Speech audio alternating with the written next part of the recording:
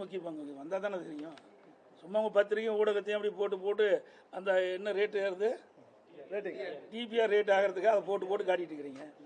என்னங்க இருக்குது, என்ன பண்ணாங்க சொல்லுங்க பார்க்கலாம். இந்த ஆட்சி இப்போ நான் இவ்வளவும் சொன்னேன். இன்றைக்கி அதிமுக பொன்விழா கண்ட கட்சி, 31 ஆண்டுகளும் தமிழகத்தில் ஆட்சி புரிந்த கட்சி. மத்திய அரசிலிருந்து மாநில அரசு என்னென்ன திட்டங்களை கொண்டு வந்து நிறைவேற்றி அதன் மூலமாக தமிழகம் எந்த அளவுக்கு உயர்ந்திருக்குன்னு நாங்கள் பளிச்சுன்னு சொல்கிறோம். அதெல்லாம் சொல்ல முடியும், சொல்லுங்க என்னன்னு சொல்லுங்க பார்க்கலாம். என்ன சொல்லல, கூட்டம் ரசிகர் கூட்டம் வரத்தான் செய்யும். ஒரு அது நிறைய அவர் சிறந்த நடிகர், அதில் எந்த மாற்று கருத்தும் கிடையாது. ஆனால் சிறந்த அரசியல்வாதி நாங்கள் தான். மக்களுக்கு சேவை செய்தோன்னா நாங்கள் தான் இது வரைக்கும் மக்களுக்கு குரல் கொடுத்துட்டு இருக்கிறோம். இந்த ஆட்சி எழுத்து கூட பேச முடியல, அது வரைக்கும் திரைப்படத்தில் நடிச்சுட்டு தான் இருந்தார். இப்போ தான் வெளியில் வந்திருக்கிறாரு. நான் இந்த பொதுநாளைக்கு 1974 வந்தேன். 51 ஆண்டு காலம் ஆகிப்போச்சு. 51 ஆண்டு காலம் மக்களுடைய பிரச்சனையை நாங்கள் அணுவு நிதியாக தெரிஞ்சிருக்கிறோம்.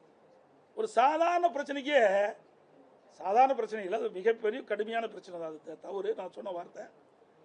இன்றைக்கு 41 உயிர்கள் இழந்து விட்டோம். என்ன நடந்திருக்க வேணும்?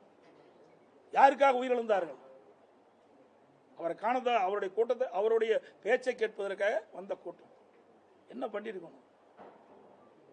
நேரடியாக அங்கே போயிருக்கணும். நாங்களாம் ஓடலை. நாங்கள் எந்த கட்சி அந்த கட்சின்னு பார்க்கல. விலைமதிக்க முடியாத உயிர்கள் 41 போயிட்டுது.